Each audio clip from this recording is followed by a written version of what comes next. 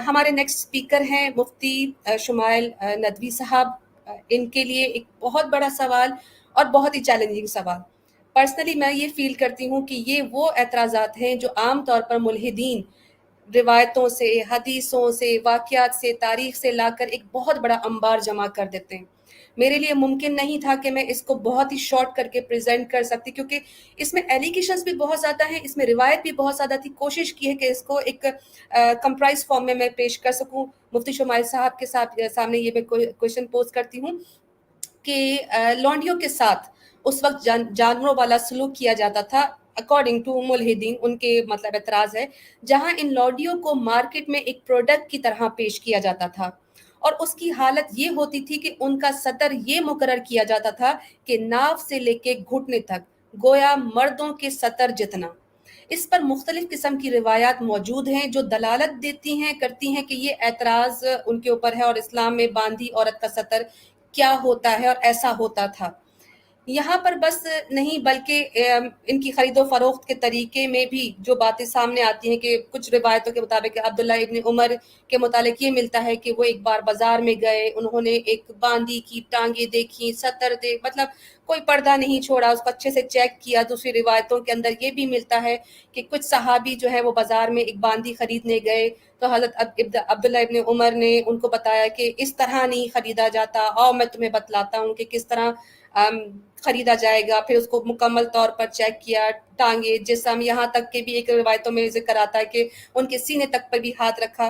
یعنی متعدد روایتوں میں اس طرح کی رپورٹس ملتی ہیں اور ان سب پر ملحدین اعتراض کرتے ہیں.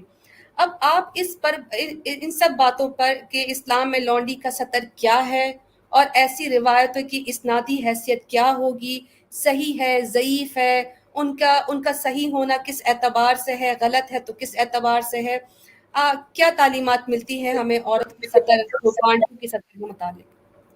جی مفتی صاحب. الحمدللہ والصلاة والسلام علی رسول اللہ، ما بعد. السلام علیکم ورحمۃ اللہ وبرکاتہ. سب سے پہلے پینل پر تشریف فرما تمام اسپیکرز، ہمارے ہوسٹ اور جو ویورز ہیں، سب کا میں تہہ دل سے شکریہ ادا کرنا چاہتا ہوں.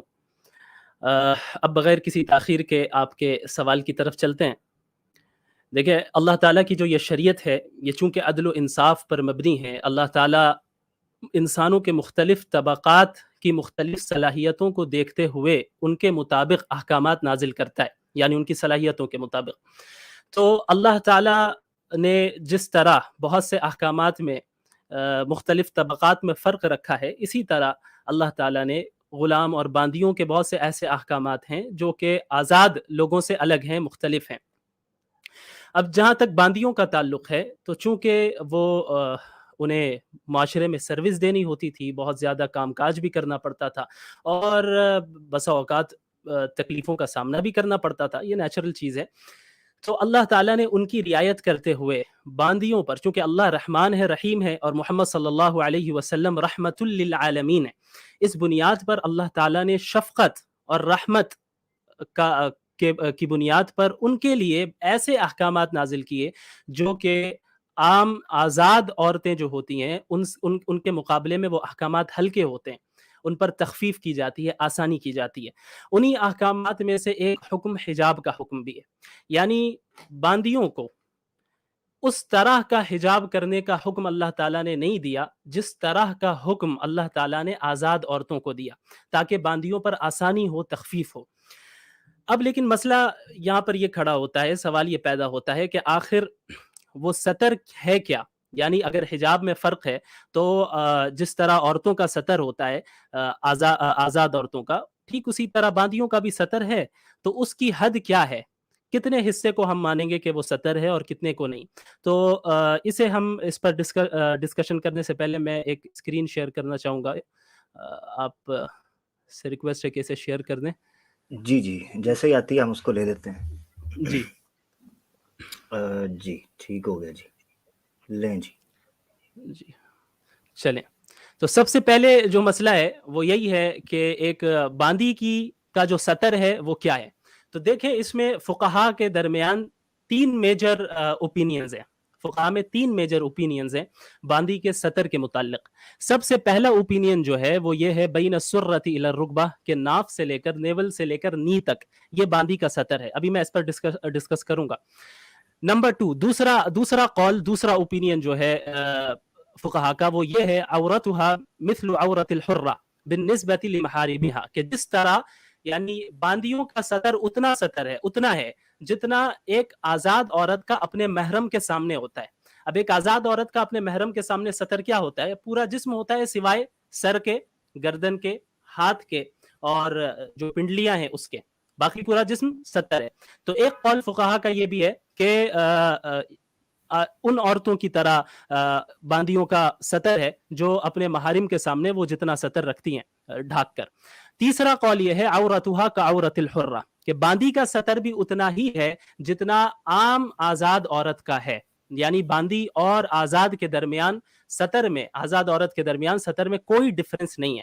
اب یہاں پہ 3 مختلف اقوال ہیں. اسی سے آپ کو اندازہ ہو جانا چاہیے کہ یہ ایک ایسا مسئلہ ہے جو اجتہادی مسئلہ ہے جس میں فقہا نے اجتہاد کیا ہے. یعنی اس مسئلے میں کوئی نص صریح موجود نہیں ہے، قرآن کی کوئی صریح آیت موجود نہیں ہے. اسی طرح احادیث میں کوئی صحیح روایت ایسی مل جائے جس میں اللہ کے نبی صلی اللہ علیہ وسلم نے باندی کے سطر کو الگ قرار دیا ہو، یہ کتاب و سنت میں ملنا مشکل ہے. اور جو روایتیں ملتی ہیں اس پر ہم بات کریں گے انشاءاللہ. تو یہ ایک اجتہادی مسئلہ ہے. اب چلیے اجتہادی مسئلہ ہی صحیح، اب ہم اسی پر دیکھ لیتے. بہرحال ہمارے فقہ اسلامی کے یہ اقوال ہیں. تو آپ سب سے پہلے اس کو دیکھیں. نمبر 3 یہ جو قول ہے فقہا کا کہ باندی کا سطر اتنا ہی ہے جتنا آزاد عورت کا سطر ہوتا ہے، تو اس پہ تو کوئی اعتراض ہی نہیں بنتا، ملحدین اس پر اعتراض کر ہی نہیں سکتے. نمبر 2 دوسرا قول جو ہے فقہا کا کہ باندی کا سطر اتنا ہے جتنا ایک عورت کا محرم کے سامنے ہوتا ہے، اس پر بھی اعتراض نہیں ہو سکتا.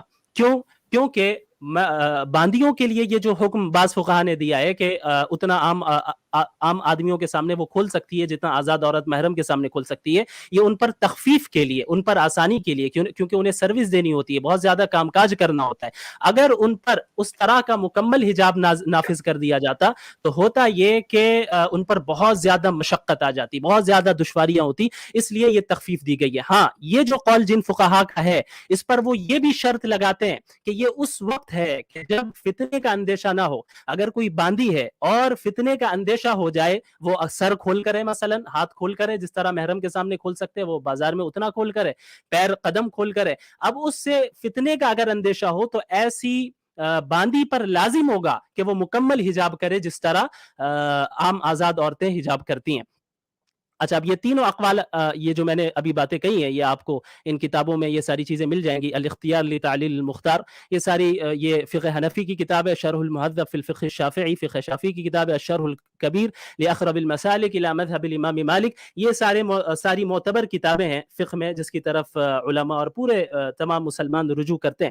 ظاہر ہے میں جانتا ہوں یہ کتاب کیا، یہ نام بھی ملحدین کے سروں کے اوپر سے جانے والے ہیں کیونکہ وہ تو گوگل سے سرچ کر کے احادیث نکالتے ہیں، یہ ان کا علمی معیار ہے. بہرحال اب یہ جو دو اوپینین ہے اس پر تو اعتراض ہو نہیں سکتا. اب جو یہ تیسرا اوپینین ہے جس پر اعتراض کیا جاتا ہے وہ ہے بین السرۃ الی الرکبہ، کہ وہ فقہا جو یہ کہتے ہیں کہ باندی کا سطر نیول سے لے کر نی تک ہے، ناف سے لے کر گھٹنے تک ہے، اس کے متعلق کیا فقہا نے کہا ہے؟ جن علماء نے اس رائے کو ایکسپٹ کیا ہے ان علماء کی کیا رائے ہے ہم انہی سے پوچھیں گے، ان ملحدین سے نہیں سمجھیں گے. اب آپ دیکھ لیں یہ جو نیکسٹ پیج میں نے آپ کے سامنے اوپن کیا ہے، یہ جو عبارت ہے، یہ جو پیراگراف آپ کے سامنے ہے، یہ زاد المستقنع، یہ ابن قدامہ کی بہت ہی معروف کتاب ہے فقہ حنبلی کی، اس کی شرح الممتع ہے. اس میں یہ پیراگراف موجود ہے جس میں اس کی وضاحت موجود ہے. وہ وضاحت کیا ہے؟ الامۃ ولو بالغہ وہی المملوکہ عورتها من السرۃ الی الرکبہ، کہ ایک جو باندی ہے اگرچہ وہ بالغ ہو، چونکہ وہ پوزیسڈ ہے، مملوکہ ہے، تو اس کا جو سطر ہے وہ نیول سے گھٹنے تک ہے، لیکن فلو صلت الامۃ مکشوفۃ البدن ما عدا ما بین السرۃ والرکبہ فصلاتها صحیحہ، اگر ایک ایسی باندی نماز پڑھتی ہے صرف بین السرہ اور رکبہ یعنی نیول اور نی کے درمیان کے حصے کو ڈھانک کر باقی پورا جسم اس کا کھلا ہو، اگر اس کنڈیشن میں وہ نماز پڑھتی ہے فصلاتها صحیحہ، اس کی نماز صحیح ہے. کیوں؟ لأنها سترت ما يجب عليها ستره في الصلاة، کیونکہ اس باندی نے جسم کے اتنے حصے کو ڈھانک دیا جتنے حصے کو ڈھانکنا اس پر نماز کی حالت میں ضروری ہے. تو معلوم ہمیں یہ ہوا کہ یہ جو بین السرتی والرکبہ والی اوپینین ہے، والی رائے ہے فقہا کی کہ ناف سے لے کر گھٹنے تک باندی کا سطر ہے، یہ عام حالت میں نہیں، یہ نماز کے لیے، یعنی نماز کا منیمم سطر ہے۔ نماز کا سطر کا بھی مطلب یہ نہیں کہ وہ جب نماز پڑھے گی تو پورے کپڑے اتار کر بس اتنا ہی ڈھاکے گی، نہیں، منیمم، جس طرح مردوں کے لیے ناف سے لے کر گھٹنے تک پہننا یہ منیمم ہے، علی الاقل اتنا ڈھانکنا ضروری ہے، لیکن ایسا تو نہیں ہوتا نماز پڑھنے جاتے ہیں تو کپڑے اتار دیتے ہیں، اتنا ڈھانک کر پڑھتے ہیں۔ تو یہ ان کے لیے اس کی رخصت دی گئی، ان پر تخفیف کیا گیا ان کی آسانی کے لیے کہ نماز کا سطر الگ ہے اور نظر کا سطر الگ ہے۔ تو جن فقہا نے اس قول کو اختیار کیا ان کے نزدیک نماز کا سطر الگ ہے اور نظر کا سطر، دیکھنے کا سطر، لوگوں کے سامنے آنے کا سطر الگ ہے۔ وہ کیسے؟ اب آپ دیکھیں کہ فقہا کے یہاں ایک عورت جب باہر جائے گی بازار میں تو وہ اپنے چہرے کو ڈھاکے گی، کیوں؟ کیونکہ اس میں فتنے کا اندیشہ ہے۔ لیکن جب نماز پڑھے گی تو نماز کی حالت میں اس کو چہرہ ڈھانکنا اس کے لیے ضروری نہیں ہے، اور بعض فقہا تو مکروہ قرار دیتے کہ نماز میں اگر تنہائی میں پڑھ رہی ہے تو چہرہ نہیں ڈھانکے گی۔ تو اس سے معلوم ہوا کہ نماز کا سطر الگ ہوتا ہے اور لوگوں کے سامنے آنے کا سطر الگ ہوتا ہے۔ تو یہ اس روایت، اس لائن سے ہمیں پتہ چل گیا فقہا کے اس قول سے کہ یہ نماز کے متعلق ہے۔ اب آئیے نظر کا کیا حکم ہے۔ آپ کے سامنے شیخ الاسلام ابن تیمیہ رحمہ اللہ، ان کے نام سے کون ہی واقف نہیں ہوگا، وہ فرماتے ہیں، اسی کتاب میں یہ آپ کو پیراگراف مل جائے گا، ان المقصود من الحجاب هو ستر ما يخاف منه الفتنہ بخلاف الصلاة۔ دیکھو جو حجاب کا مسئلہ ہے وہ اس میں جسم کو چھپانے کا جو اس کے پیچھے اصل مقصد ہے وہ فتنے سے بچنا ہے، بخلاف الصلاة، برخلاف صلاح کے، ولہذا یجب علی الانسان ان یستتر فی الصلاة، یعنی نماز میں فتنے کی وجہ سے ہم عورتیں یا مرد یا آزاد ہو یا پھر جو ہے باندی ہو، فتنے کی وجہ سے سطر نہیں کرتی ہیں۔ نماز میں جسم کو ڈھانکنا نماز کی وجہ سے، اسی لیے اگر تنہائی میں اگر کوئی بندہ نماز پڑھ رہا ہو جہاں کوئی اسے دیکھنے والا نہیں ہے، جیسا کہ انہوں نے یہ ذکر کیا ہے، تو ایسے موقع پہ بھی اس کو اپنے پورے جسم کو ڈھانکنا اس کے لیے ضروری ہوگا۔ تو اس کے بعد یہ لکھتے ہیں لیکن فی باب النظر، لیکن جہاں تک دیکھنے کا تعلق ہے، انما یجب التستر حیث ينظر الناس، تو اس وقت اس جسم کو ڈھانکنا ضروری ہوگا جہاں بھی لوگ دیکھنے لگ جائیں گے۔ ابن تیمیہ رحمہ اللہ فرماتے ہیں فالعلة فی هذا غیر العلة فی ذاک، لہذا لوگوں کے سامنے بدن چھپانے کی جو وجہ ہے وہ الگ ہے اور نماز میں بدن چھپانے کی جو وجہ ہے وہ الگ ہے۔ تو نماز کا تو ہمیں پتہ چل گیا کہ بین السرہ والرکبہ یعنی نیول اور گھٹنے کے درمیان ہے، لیکن نظر کی علت، نظر میں سطر کرنے کی وجہ اور سبب کیا ہے؟ فالعلة فی النظر خوف الفتنہ، لوگوں کے سامنے بدن کو عورتوں کے لیے بدن کو چھپانا، ڈھانکنا، اس کی وجہ یہ ہے کہ فتنے سے محفوظ رہے۔ اب آگے کیا فرماتے ہیں؟ وَلَا فَرْقَ فِي هَذَا بَيْنَ النِّسَاءِ الْحَرَائِرِ وَالنِّسَاءِ الْإِمَاءِ، تو لہٰذا اس مسئلے میں، نظر والے مسئلے میں، لوگوں کے سامنے آنے کے مسئلے میں، بازاروں میں چلنے کے مسئلے میں آزاد عورتوں اور باندیوں کے درمیان کوئی فرق نہیں ہے۔ زبردست، یعنی یہ جو سطر ہے نماز کے لیے، یہ بھی ان کا قول ہے۔ میں یہ نہیں کہہ رہا کہ جن لوگوں نے اس قول کو اختیار کیا فقہا نے یہی رائے صحیح ہے، میں اس کی طرف مائل نہیں ہوں، لیکن فقہ اسلامی کا چونکہ قول ہے میں نے اس لیے ذکر کیا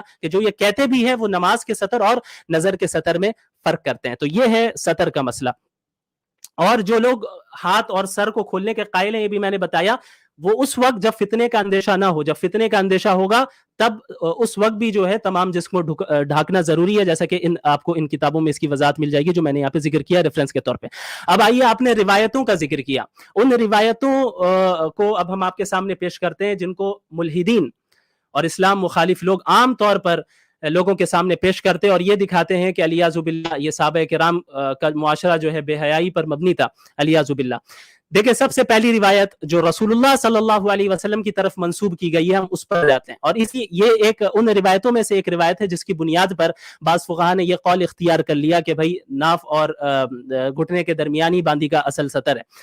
دیکھیں اللہ کے نبی، اس روایت میں کیا ہے، اللہ کے نبی صلی اللہ علیہ وسلم نے فرمایا کہ من اراد شراء جاریہ، اچھا میں زیادہ عربی نہیں پڑھوں گا، اب ترجمہ ہی کروں گا تاکہ وقت زیادہ نہ لگے، کہ جو شخص کسی باندی کو خریدنا چاہ رہا ہے، اوشترا، یا اسے خرید لے، تو اسے چاہیے یا اس کے لیے درست ہے کہ وہ اس باندی کے تمام جسم کو دیکھ لے سوائے اس کے سطر کے۔ تو اصل تو یہ ہے کہ جس پر اعتراض ہوتا ہے کہ جب ابھی خریدنے کے لیے جا رہا ہے بندہ، ابھی خریدا نہیں ہے، تو اللہ کے نبی صلی اللہ علیہ وسلم فرما رہے ہیں کہ وہ اس کے پورے جسم کو دیکھ سکتا ہے سوائے اس کے سطر کے، اور اس کا سطر یہ ہے، یعنی معقدی ازاریہ، جہاں ازار باندھنے کی جگہ، یعنی ناف سے لے کر گھٹنے تک۔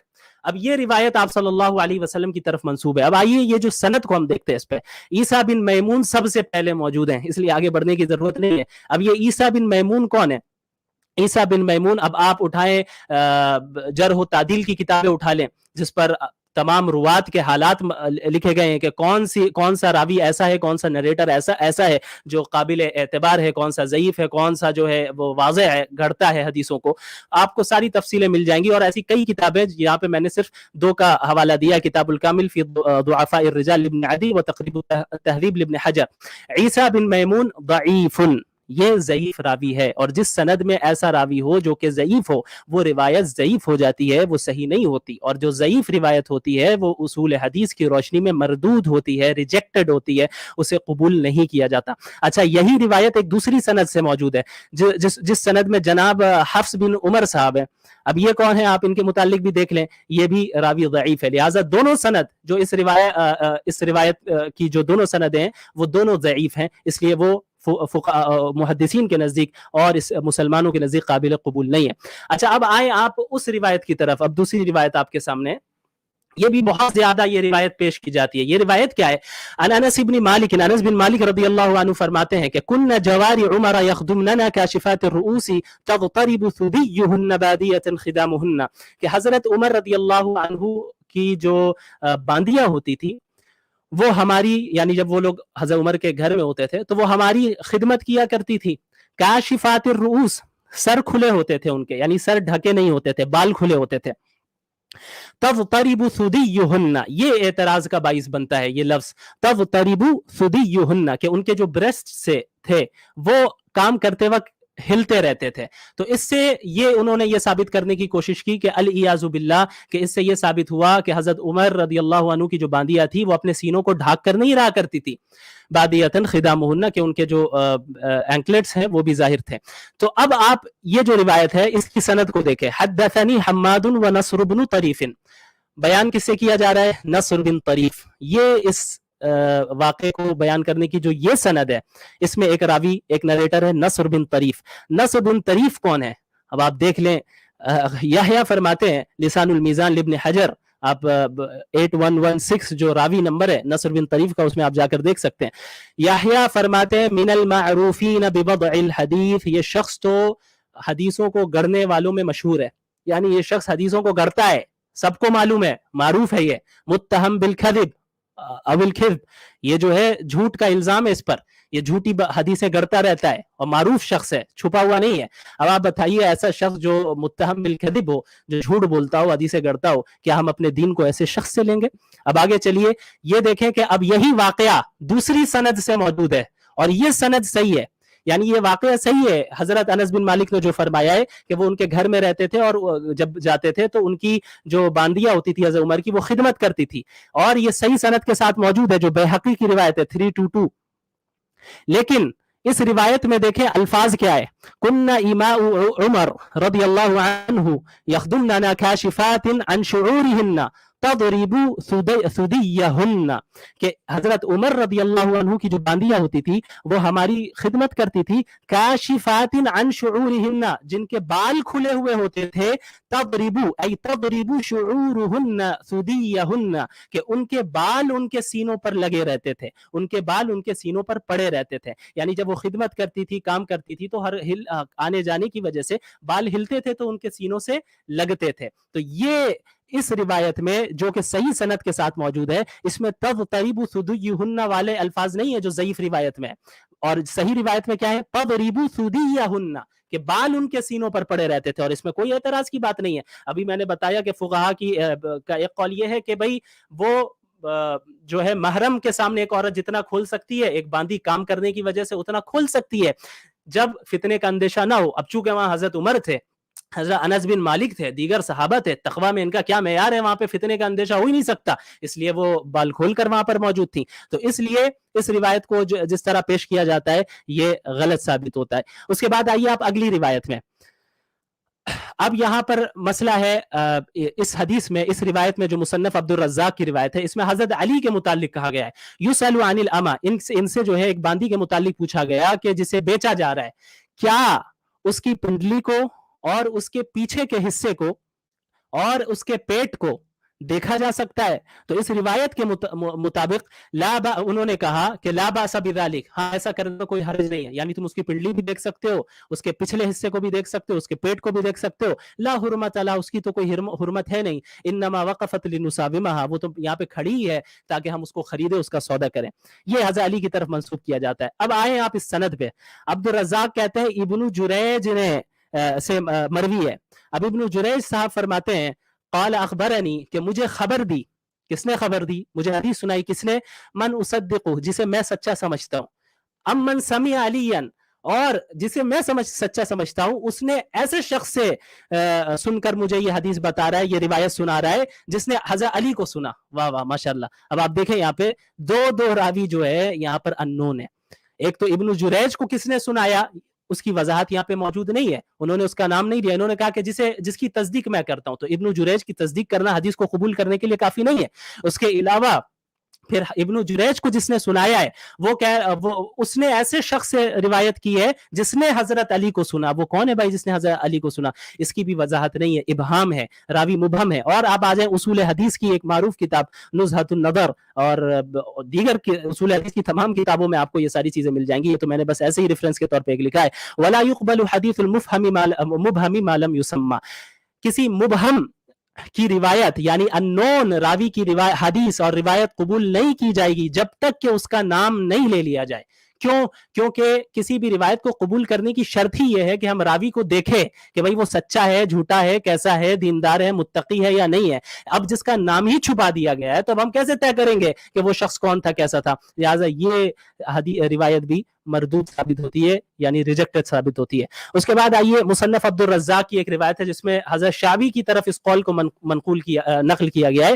وہ کیا فرماتے ہیں کہ جب ایک شخص باندی کو خریدے فَإِنَّهُ يَنظُرُ إِلَىٰ كُلِّهَا، جب وہ خرید رہا ہو باندی کو تو اس کے پورے جسم کو دیکھ لے گا إِلَّا الْفَرْجِ، سوائے شرمگاہ کے. شرمگاہ کے علاوہ سب کچھ دیکھ سکتے ہو تم. یہ حضرت شعبی کی طرف منسوب کیا گیا. اب آپ ذرا سند میں دیکھیں. عبد الرزاق کہتے ہیں کہ ثوری سے مروی ہے، ثوری کہتے ہیں کہ جابر سے مروی ہے، جابر کہتے ہیں شعبی سے مروی ہے. اب یہ جابر کون ہے؟ آپ اٹھائیں تقریب التہذیب اور دیگر جرح و تعدیل کی کتابیں. جابر بن یزید الجعفی جو کہ ضعیف ہیں، ایک بڑی تعداد نے انہیں ضعیف قرار دیا ہے. بعض محدثین ایسے ہیں جنہوں نے انہیں صحیح قرار دیا اس شرط کے ساتھ کہ ان کی روایت ان کے ساتھ نہیں ہونی چاہیے. اگر یہ ان کے ساتھ بولتے ہیں تو پھر ہم جو ہے جب تک یہ وضاحت نہیں کریں گے قبول نہیں کریں گے. اور ایک بڑی تعداد ہے تو ضعیف قرار دیا کہ آپ ان کے ساتھ بولیں کیسے بھی کریں، یہ جو ہے ٹھیک ٹھاک نہیں تھے، ان کی روایتیں قبول نہیں کی جا سکتی. اب یہ ان کا مطلب کیا یہ آگے آئے گا، میں ایکسپلین کروں گا انشاءاللہ. تو بہرحال یہ ثابت ہوا کہ یہ بھی جو روایت ہے حضرت شعبی کے متعلق یہ بھی مردود ہے، قابل قبول نہیں ہے. اب آ جائیں آپ ان روایات کی طرف جو حضرت عبداللہ بن عمر کے متعلق ہے اور جسے سب سے زیادہ شیئر کیا جاتا ہے ملحدین کی جانب سے. جن روایتوں میں یہ ہیں، ترتیب کے ساتھ چلتے ہیں. سب سے پہلی روایت مصنف عبد الرزاق کی، اس میں یہ ہے کہ ابن عمر رضی اللہ عنہما جب یعنی کانا یکشف عن ظہرہا، وہ باندی کے یعنی خریدنے سے پہلے ہی باندی کے پیٹ کو بھی کھول لیتے تھے، وبطنہا اس کے پیٹ کو بھی، وساقہا اور اس کی پنڈلی کو بھی، ویضع یدہ علی عجزہا اور اس کے پچھلے حصے پر اپنا ہاتھ رکھتے تھے. اب آپ آ جائیں اس روایت کو ہم سمجھیں گے. اس کو سمجھنے سے پہلے آپ کو اس ٹرمینالوجی کو سمجھنا ہوگا کہ تدلیس کسے کہتے ہیں. بہت ہی میں ڈیٹیل میں نہیں جاؤں گا، بہت ہی آسان انداز میں سمجھانے کی کوشش کروں گا. دیکھیں تدلیس کسے کہتے ہیں. تدلیس یہ ہے کہ ایک نریٹر، ایک راوی ایک ایسی روایت بیان کرے جس روایت کو اس نے اپنے استاذ سے خود ڈائریکٹلی نہیں سنا ہو کسی اور سے، لیکن جب وہ اس روایت کو بیان کرے تو اس روایت کو بیان کرتے وقت وہ ایسے الفاظ استعمال کرے کہ سننے والے کو ایسا لگے کہ بھائی اس نے ڈائریکٹ اپنے استاذ سے سنا ہے. وہ ایسے الفاظ استعمال کرتا ہے کہ جھوٹ بھی نہ بولنا پڑے اور سننے والے کو لگ جائے، ایسا محسوس ہو جائے، وہم ہو جائے کہ میں نے گویا کہ ڈائریکٹ ان سے سنا ہے. فار ایگزامپل قائلا موہمن سماع قائلا قال فلان، اگر کوئی شخص جو کہ ایسا عمل کرتا ہے، اس عمل کو جو میں نے بتایا ایکسپلین کیا، اس عمل کو تدلیس کہتے ہیں، ٹھیک ہے، اور اس عمل کے کرنے والے کو مدلس کہتے ہیں. تو اب ایک مدلس قال فلان بھی کبھی کبھی کہتا ہے کہ فلاں شخص نے کہا، تو اب فلاں شخص نے کہا، اس کی تو کوئی آپ کے پاس آپ نے یہ تو نہیں کہا کہ آپ سے کس نے کہا. ابھی میں آپ سے کہوں کہ بھائی مفتی یاسر صاحب نے ایسا ایسا کہا، تو یہ تو کوئی گارنٹی نہیں ہے نا کہ میں نے ان سے براہ راست سنا ہے.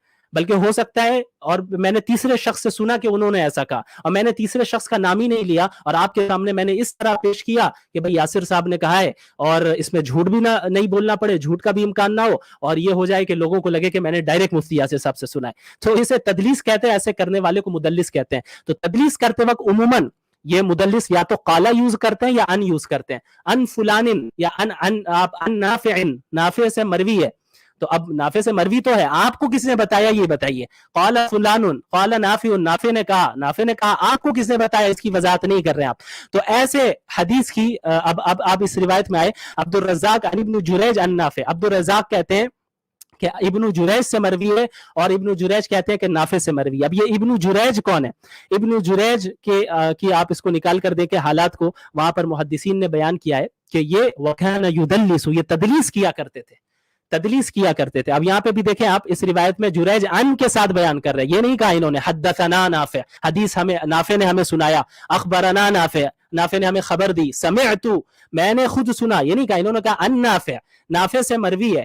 لہٰذا اب ایسی حدیث کا کیا حکم ہے، ایسی روایت کا کیا حکم ہے؟ آپ اصول حدیث کی کوئی بھی کتاب اٹھا کر دیکھ لیں، یہاں پر ایک ریفرنس موجود ہے، وحکم من ثبت عنہ التدلیس اذا كان عدلا، ایسی روایت جس میں ایسا نریٹر ہو جس کے متعلق معلوم ہو کہ یہ تدلیس کیا کرتا ہے، اور وہ عادل بھی ہو، یعنی متقی ہونا ضروری ہے، دیندار ہونا ضروری ہے، اچھا آدمی ہو، ٹھیک ہے، اچھا آدمی بھی تدلیس کیا کرتے تھے، تو اللہ یقبل منہ الا ما صرح فیہ بالتحدیث علی الاصح، تو اس راوی سے اس وقت تک اس کی روایت کو، ہم حدیث کو، اس روایت کو قبول نہیں کریں گے، الا ما صرح فیہ، جب تک کہ وہ یہ واضح نہ کر دے کہ اس نے خود سنا ہے اور سنانے والے نے اسے خود سنایا ہے۔ تو اب آپ دیکھیں، اگر ابن جریج جو کہ مدلس ہیں، اگر یہ کہتے کہ نافع نے مجھے خود سنایا ہے یا میں نے سنا ہے، تو پھر تو ان کی روایت قابل قبول ہوتی، لیکن یہ کہہ رہے ان نافع، نافع سے مروی ہے، جو کہ مدلس کی پہچان ہے، یہاں پہ ذکر کیا گیا ہے، لہٰذا تدلیس کی بنیاد پر اس روایت کو اصول حدیث کی روشنی میں قابل قبول تسلیم نہیں کیا جائے گا، ریجیکٹ کیا جائے گا۔ اب یہ مسئلہ آپ کو تدلیس کا سمجھ میں آ گیا، باقی روایتیں بڑی آسانی سے سمجھ میں آ جائیں گی۔ مصنف عبد الرزاق کی الگ روایت ہے، جس میں انہوں نے ہوسٹ صاحبہ نے بھی ابھی یہ کہا کہ ایک روایت میں کہ ابن عمر نے راستے میں دیکھا کہ بھئی بعض تجار جمع ہیں، ایک باندی کو دیکھ رہے ہیں، تو وہ آگے آتے ہیں ابن عمر، اور خود فکشف عن بعض ساقیہ، ان کی پنڈلی کے بعض حصے کو کھولتے ہیں، ووضع یدہ علی بطنہا، اور اس کے پیٹ پر اپنا ہاتھ رکھتے ہیں، ٹھیک ہے۔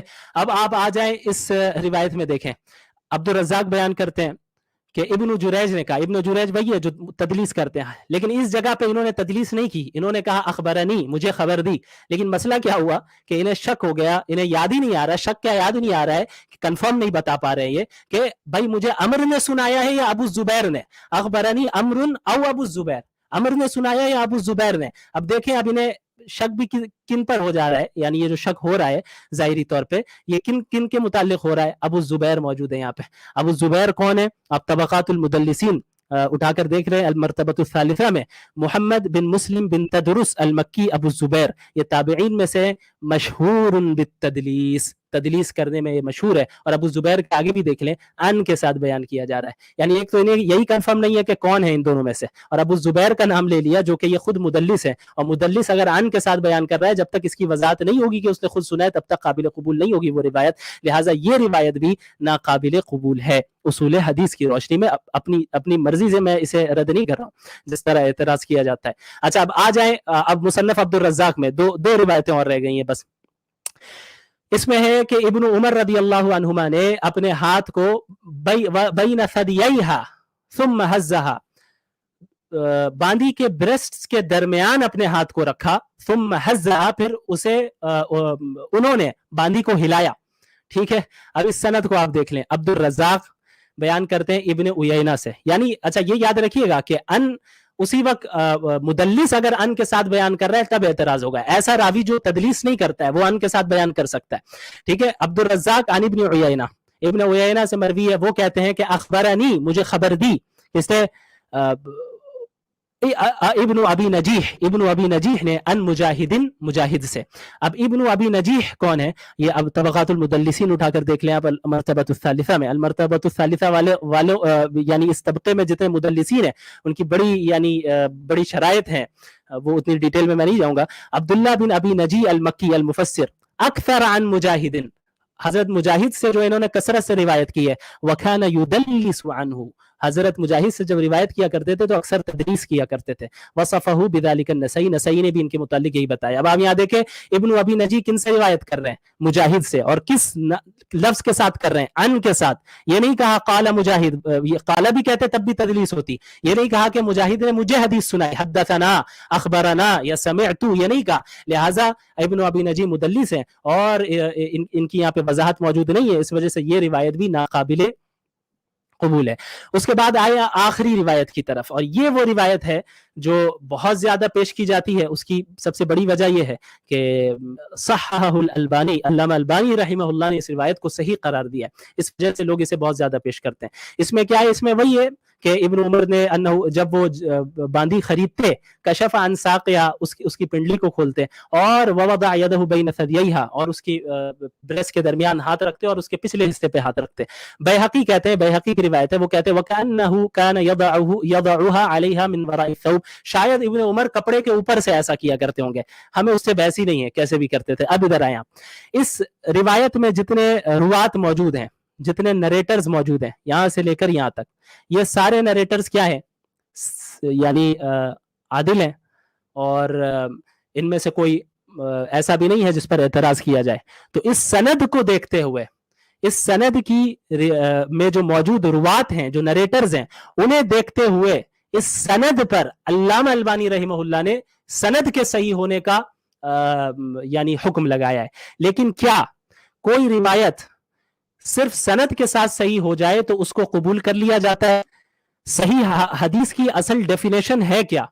क्या सिर्फ सनद में रावियों का सही होना, आदिल होना, अच्छे हाफजे वाला होना और सनद का मुत्तसिल होना, यानी कोई ब्रेक ना हो बीच में, कोई अननोन ना हो, यही काफी है, या सही हदीस के लिए और भी शरायत हैं? तो इसके लिए हम उसूल हदीस की तरफ रुजू करेंगे, और अब हम जानेंगे सबसे पहले कि भाई सही हदीस कहते किसको है। सही हदीस की तारीफ और डेफिनेशन आपके सामने यहाँ पे मौजूद है, और ये आपको हर उसूल हदीस की किताब में मिल जाएगी। वो क्या है?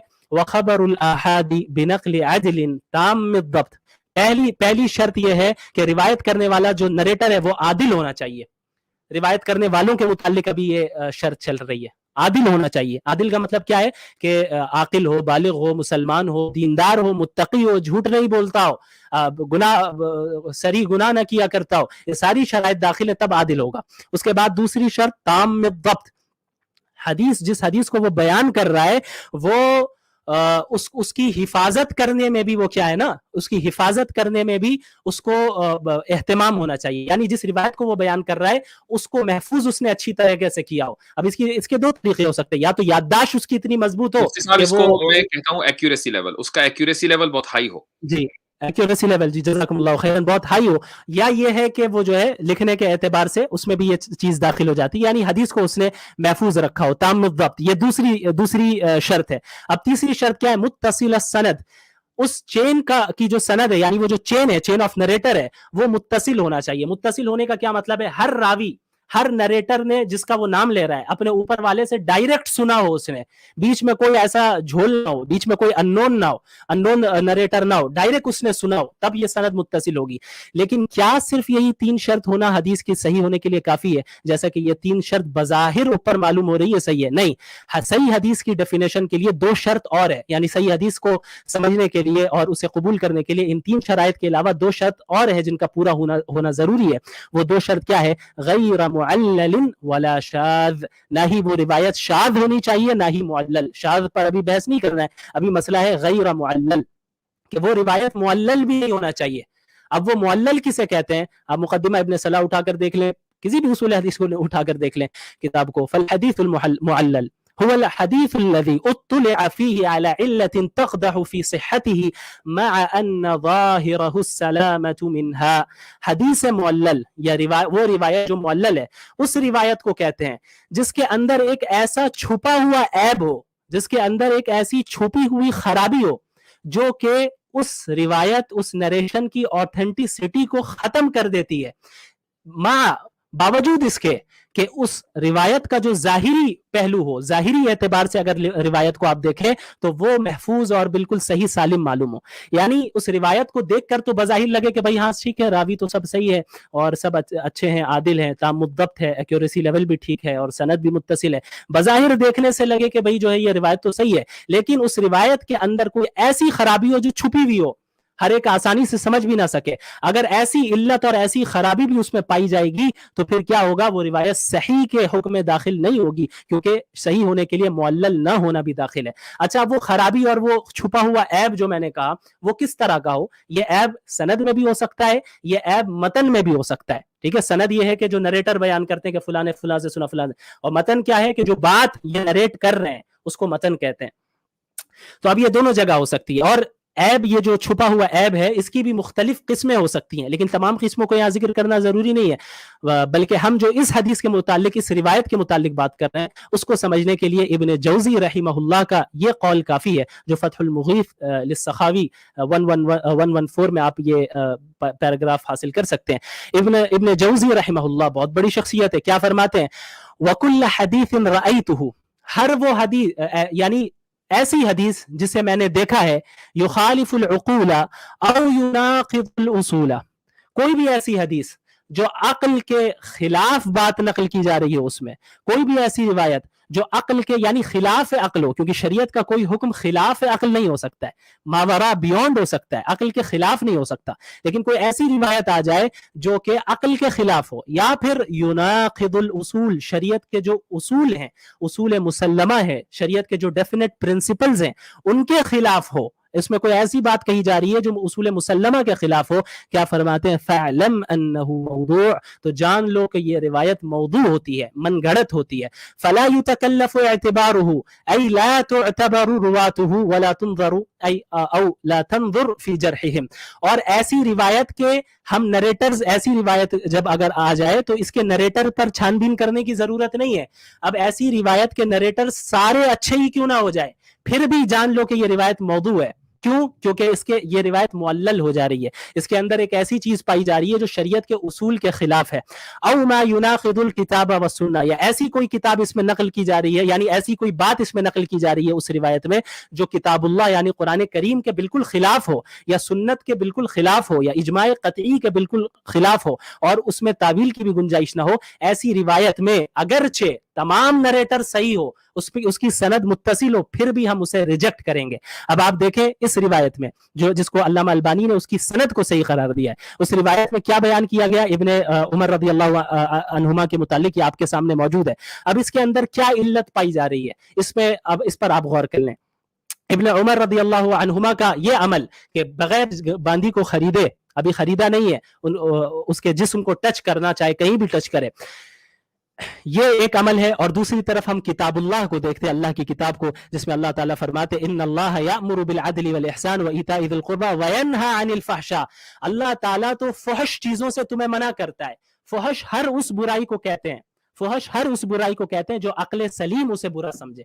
तो जिसमें गैर महरम को हाथ लगाना, यानी ऐसी औरत को हाथ लगाना जो कि जिसको हाथ लगाना जायज नहीं है, गैर महरम है, उसको हाथ लगाना ये बिल्कुल फहश बात है, और अल्लाह ताला तो ऐसे फहश काम से मना करता है। अब आप आए दूसरी हदीस को देखें, क़ाल रसूलुल्लाह सल्लल्लाहु अलैहि वसल्लम लिअन युतअन फी रअसी अहदिकुम बिमिखयतिन मिन हदीदिन खैरुन लहू मिन अन यमस्स इम्रअतन ला तहिल्लु लहू, कि तुम में से एक शख्स को अगर लोहे की सुई से या फिर लोहे की कील से तुम्हारे सर पर मारा जाए, ये तुम्हारे लिए बेहतर होगा बजाय इसके कि तुम किसी ऐसे औरत को टच कर लो जो कि तुम्हारे लिए क्या है, हलाल नहीं है, यानी तुम्हारी गैर महरम है।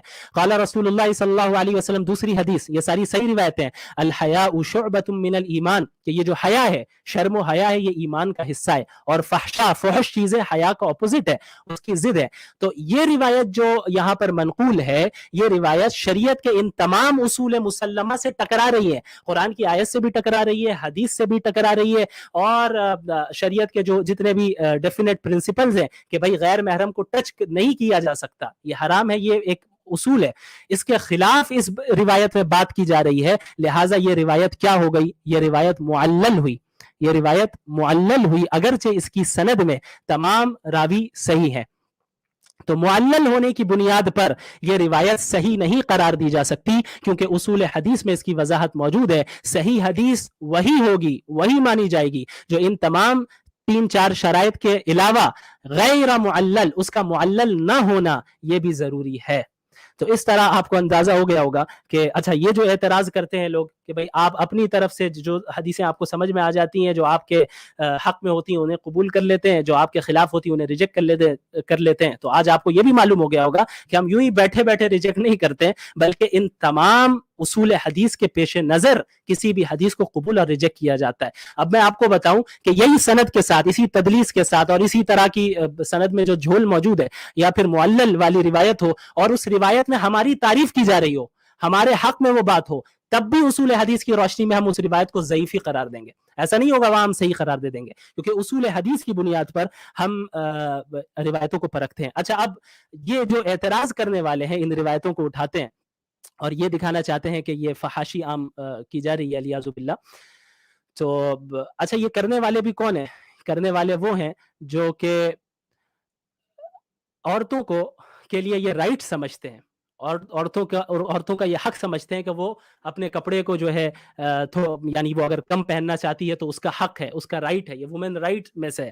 اور اس جگہ پہ انہیں یہ بے حیائی نظر نہیں آئے گی، لیکن ان روایتوں کو اٹھا کر وہ بے حیائی کہنے لگتے ہیں. اور جہاں تک سطر کا تعلق ہے اس کی وضاحت تو میں نے آپ لوگوں کے سامنے کر دی ہے. تو اس پر بھی جو ہے ان کا یہ اعتراض ہوتا ہے کہ بھائی یہ تو بے حیائی ہے. اور اس کے علاوہ آج کے دور میں ایسے کتنے اسکولز ہیں جہاں پر عورتوں کو لڑکیوں کو مجبور کیا جاتا ہے کہ اسکرٹ پہن کر آپ کو جانا ہے، اسکول آنا ہے، اسکرٹ پہننے کے بغیر آپ اسکول میں نہیں آ سکتی. ایسے کتنے انڈسٹریز ہیں. آپ ایئر لائنز والوں کو دیکھ لیں جہاں پہ ایئر ہوسٹس کو اسکرٹ ہی پہننا ہوگا، بہت سے ایئر لائنز میں وہاں پر ان پر زور زبردستی کی جاتی ہے کہ نہیں انہیں وہی پہننا ہوگا. اس وقت آپ کیوں نہیں کہتے ہیں، اس وقت اعتراض کیوں نہیں کرتے ہیں؟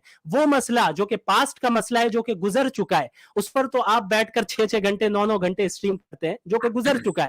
اور جو پریزنٹ میں جو حالات ہیں، پریزنٹ میں جس طرح عورتوں کو کپڑے اتروائے جا رہے ہیں اور انہیں فورس کیا جا رہا ہے، اس پر بھی ذرا 6 گھنٹے 7 گھنٹے آپ لوگ اسٹریم کریں. جزاکم اللہ خیرا وآخر دعوانا الحمدللہ رب العالمین.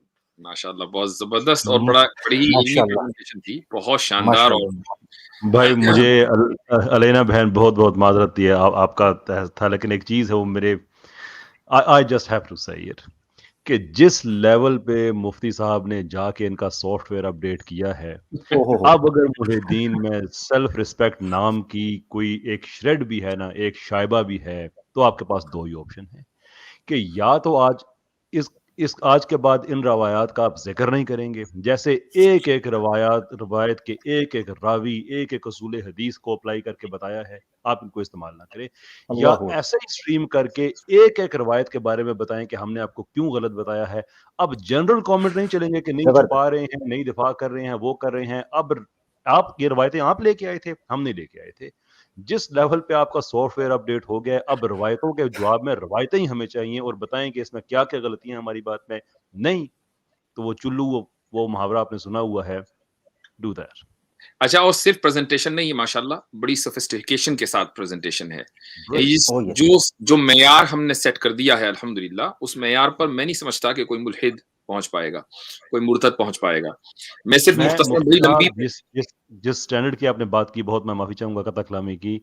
میں ڈیٹا کیسے گیدر کیا جاتا ہے اور کیسے یوٹیلائز کیا جاتا ہے، یہ پوری ایک سائنس ہے. میں الحمدللہ یونیورسٹی آف بیڈفورڈ شائر میں اس کا لیکچرر رہ چکا ہوں. اور یہ جو سٹینڈرڈ مفتی صاحب نے یہاں پہ یہ جو انہوں نے مینٹین کیا ہے، یہ انٹرنیشنل لیول ہے. یہ وہ ہے جو ہم ویسٹ کی یونیورسٹیز میں پڑھاتے ہیں کہ اس طرح سے آپ ایک ایک چیز کو چھان کے کہ کسی کو کوئی شک رہے ہی نہ ہے. اگر کسی کو، تو جیسے میں نے آگے کہا ہے کہ جو سافٹ ویئر آپ کا اپڈیٹ ہو گیا ہے، اب جنرل کامنٹ نہ کیجیے گا کہ نہیں یہ تو چھپا قیصر رہے بھائی. سافٹ ویئر اپڈیٹ ہونے کے لیے قیصر بھائی سافٹ ویئر اپڈیٹ ہونے کے لیے ہارڈ ویئر بھی چاہیے. اگر ہارڈ ویئر ہی نہیں ہے تو آپ کیسے سافٹ ویئر اپڈیٹ کریں گے، یہ بتائیے مجھ کو. یہ میں ایک چیز مفتی صاحب آپ کو کہنا چاہ رہے ہیں. آپ کے بعد عامر بھائی، چونکہ وہ بات میرے ذہن سے نکل جائے گی، سوری. میں صرف چونکہ ماشاءاللہ مفتی شمائل صاحب کی پریزنٹیشن بڑی لمبی ہوئی ہے، تو میں صرف یہ کہنا چاہوں گا 2 جملوں کے اندر کہ جتنی روایات حضرت ابن عمر کے بارے میں یا کسی اور صحابی کے بارے میں آتی ہیں کہ وہ باندیوں کو جا کر ہاتھ لگا کر ٹچ کیا دیکھا کرتے تھے، ان کے جسم کے مختلف حصوں کو ٹچ کیا کرتے تھے، وہ ساری کی ساری روایتیں ضعیف ہیں. اور اگر کوئی روایت آپ کو سند کے اعتبار سے صحیح بھی مل رہی ہے تو چونکہ وہ قرآن کے خلاف ہے اس لیے وہ ضعیف ہے، اس کو معلل کہتے ہیں. میں اپنے آج کی اسٹریم کے مقدمے میں اس چیز کو ثابت کر چکا ہوں کہ یہ ہے اسلامک ایپسٹمالوجی. تو جب آپ اسلامی روایت یا حدیث یا کوئی تاریخی روایت کو دیکھیں گے تو اسلامک ایپسٹمالوجی کو سامنے رکھ کر اس کو پڑھنا پڑے گا. اگر آپ اس اسلامک ایپسٹمالوجی کو اگنور کر دیں گے تو آپ کہیں بھی پہنچ نہیں پائیں گے، اور یہ مسلمانوں کے ساتھ بلکہ آپ کی خود اکیڈمک لیول کے ساتھ زیادتی ہوگی. اچھا میں یہاں پر ایک دو بات مختصراً کرنا چاہتا ہوں، مجھے بس بتا دیجیے میری آواز آ رہی ہے؟ جی آ رہی ہے. ٹھیک ہو گیا. اچھا جو اب ناظرین کو تھوڑا سا سمجھ آ رہا ہوگا. اچھا میں نا یہاں پر دو تین چیزیں کہوں گا جو بڑی سمجھنے کی ہیں، اور خاص طور پر مسلمان اس پر توجہ کریں اور پھر نان مسلمز بھی اس پر توجہ کریں، کیونکہ یہ جو سیگمنٹ ہوا ہے یہ سیگمنٹ بہت امپورٹنٹ ہے، بہت امپورٹنٹ ہے، کہ جس کا کوئی ثانی نہیں ہے اس موضوع کو بیان اس طریقے سے کرنے کے لیے. جو چیز میں کہنا چاہتا ہوں یہ وجہ ہے کہ مفتی یاسر واجدی صاحب نے سٹریم کے سٹارٹ میں مقدمہ بیان کیا تھا.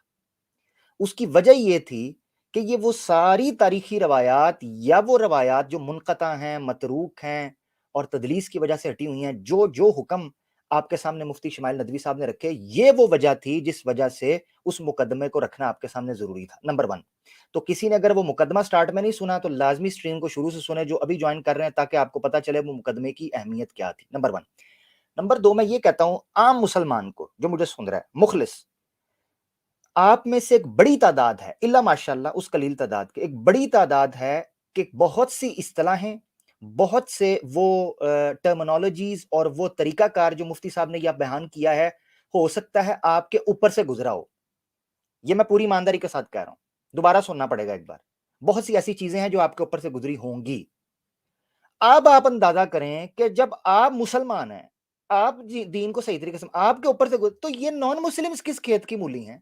اور وہ مرتد کہ جنہوں نے ساری زندگی کبھی عربی کو ہاتھ نہیں لگایا نہ پڑھا ہے، اصول حدیث دور کی بات ہے، عربی لٹریچر کو کبھی نہیں پڑھا، گرامر کو، اور وہ ان روایتوں کے اوپر بات کر رہے ہیں. اچھا ایک اور چیز یہاں میں کہنا چاہتا ہوں کہ جی وہ کئی ملحدین جو ہیں وہ نیچے بھی پریشان ہو رہے تھے اور بڑی جگہوں پر وہ پریشان ہوں گے، اے جی بورنگ جناب اس کو یہ تم لوگوں کا مسئلہ یہ ہے کہ جھوٹو جھوٹ چتالی تم لوگوں کی رالیں ٹپکنا شروع ہو جاتی ہیں.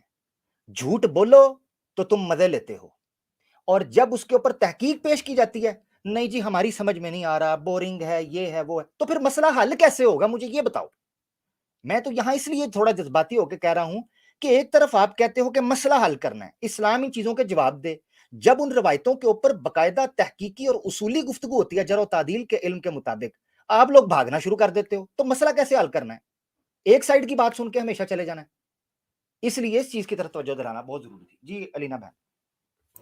بہت شکریہ. گلا کرتی ہوئی چلوں اس بات پہ کہ جب آپ لوگ پہلے ہی میلہ لوٹ لیتے، ماشاءاللہ میرے ذہن میں اتنے سارے پوائنٹس تھے کہ جو آلریڈی آپ لوگوں نے کور کر دیے. مفتی صاحب نے واقعی ایک سٹینڈرڈ ریز کر دیا ہے اور اس کو بیٹ کرنا امپاسبل ہے کسی بھی ایسے، جیسے میں نے سٹارٹنگ میں کہا کہ ان کو عربک کا الف با تا تک نہیں آتا، تو وہ یہ سب کیسے پڑھیں گے جو مفتی صاحب نے. مینس سافٹ ویئر تو اپڈیٹ ہوا، میرے خیال سے وہ جل کے بھسم بھی ہو گیا ہوگا، کیونکہ ان کو سمجھ نہیں آ رہا. جو پمفلٹس پڑھ کر حدیث بتاتے ہیں اور یہ کہتے ہیں کہ ہم نے جی پمفلٹ پڑھا تھا حدیث پر، تو ان کو یہ چیزیں کیسے سمجھ آئیں گی؟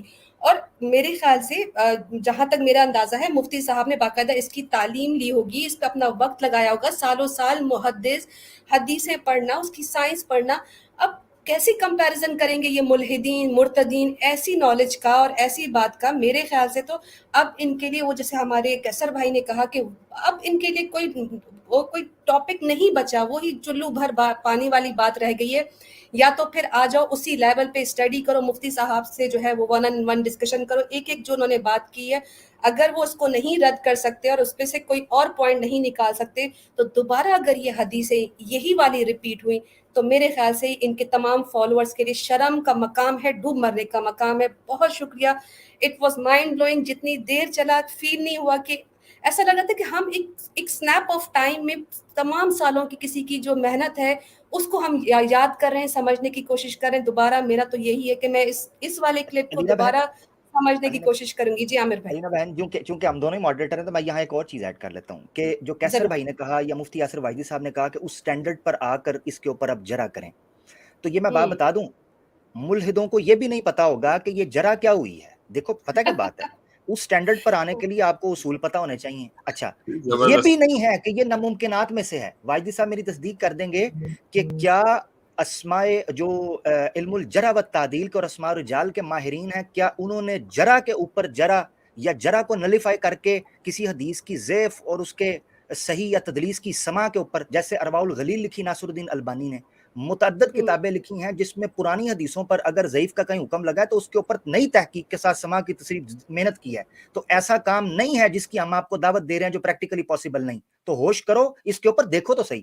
جی سر اتنا سن لیجئے کہ ہمارے یہاں علم رجال کی, اسماء الرجال کی جو سب سے بڑی کتاب ہے ابو الحسین المزی کی, اس کا نام ہے تہذیب الکمال.